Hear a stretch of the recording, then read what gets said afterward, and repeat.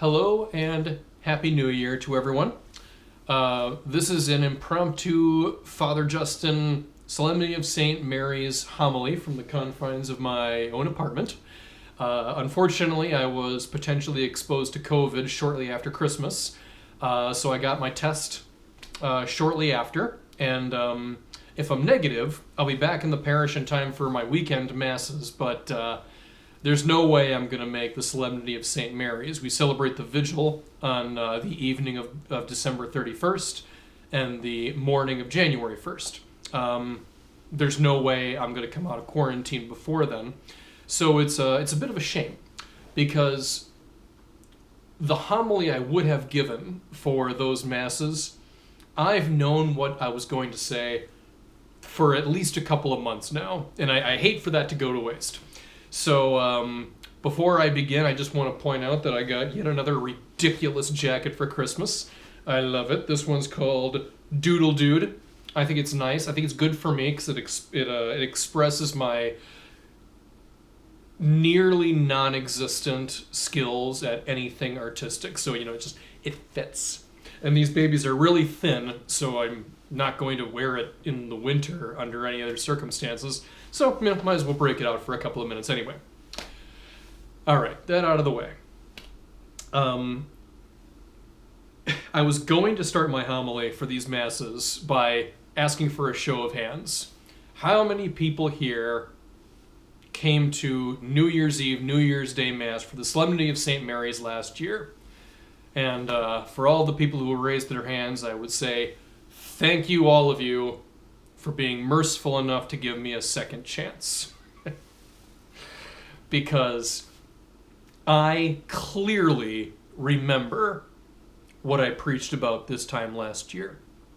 I played for the people one of my favorite songs, Long December by the Counting Crows. YouTube tends to block my videos if I include music, so I didn't bother filming it, I don't think. But the lyric is, it's been a long December, and there's reason to believe that maybe this year will be better than the last. I still love that song. Even 2020, I still love that song, and I still think it's a very fine tune to listen to at the turn of the year. But I said that last year, and it obviously didn't turn out that way. And so it's just kind of funny to see how life takes a different turn. And as I laugh at myself about that, another memory stirred of a story that's worth sharing. So as the story goes, there's a man, and he's in therapy. He's seeing his therapist, and we can assume that this man is a stereotypical American because he has a lot of money and he's miserable. And the reason he's seeking therapy is he wants to deal with his depression and all of that. And I think on a certain level, he doesn't understand that money doesn't buy happiness.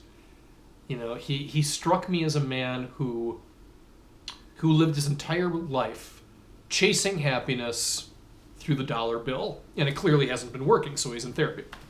So he's sitting there, and he's talking to the therapist, and something recently happened to him that he just had to share.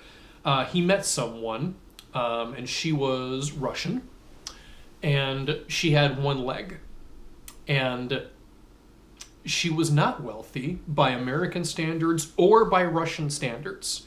Just kind of classic working class, I guess.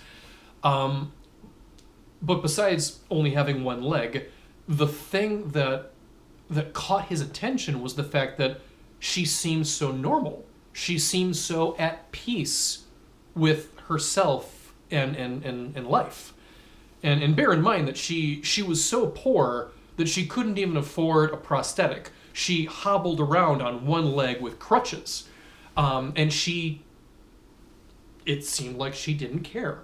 It's just the way it is. So he talked to her a little bit, and he asked her point blank, like, why are you this way?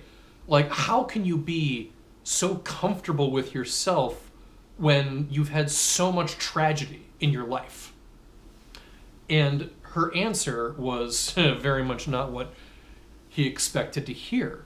And she said, here's the thing.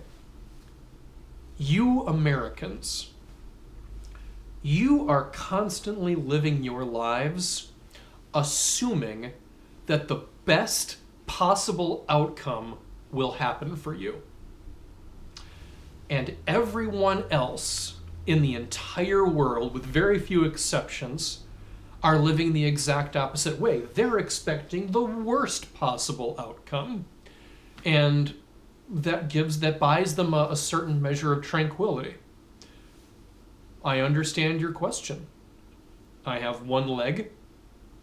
I'm a foreigner. I'm a stranger in a strange land. And for all intents and purposes, I'm going to live my entire life not having all that much money. But I know it could be a lot worse. And this is the life that I have. And he heard her out, and he needed to bring that to the psychiatrist because he couldn't analyze that answer himself. It made no sense. And he's almost yelling at his therapist of what is the point of all of this? If we Americans have every advantage on the planet and we're still miserable, what hope is there that happiness is a real thing in the first place? That stuck with me. And I think that's a worthwhile story for us to reflect on for New Year's, because I do think there's some truth to that Russian woman's analysis. I don't know how much of it is about being American, but I do think a lot of us look to the future hoping for the very best outcome. I certainly did that last year. And now that 2021 is right around the corner, we're all hoping for that just the same. And there's nothing wrong with that. There is nothing wrong with hoping for things to get better in 2021. But there's still wisdom in understanding that maybe this year won't be all it's cracked up to be. Maybe it'll be a little bit better than 2020, but with problems of its own. And God forbid, it might be an even worse year than the one we had.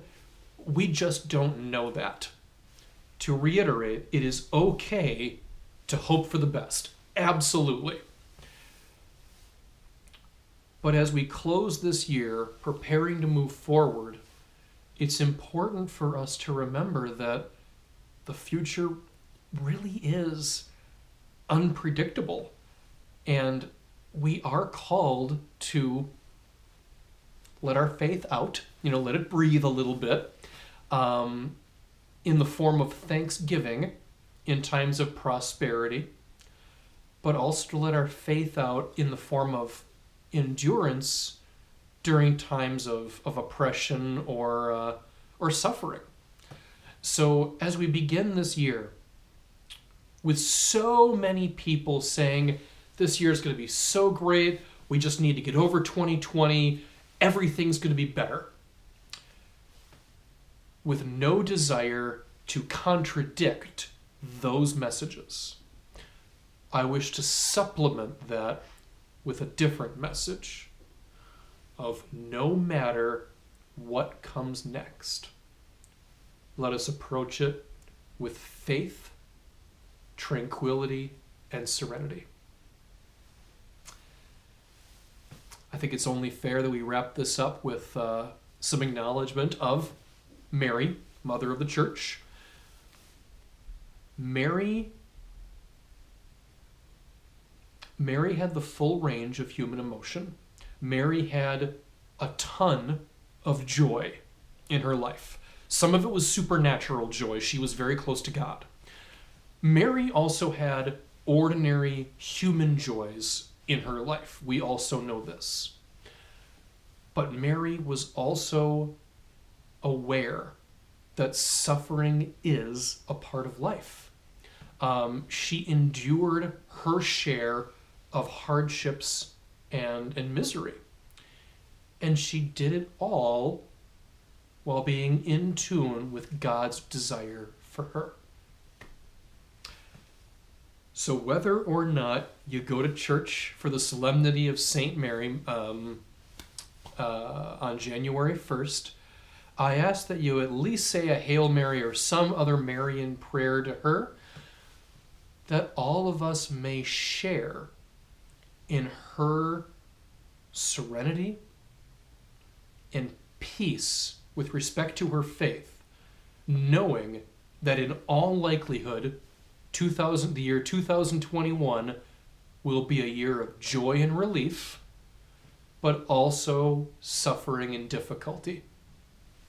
In what combination, none of us knows.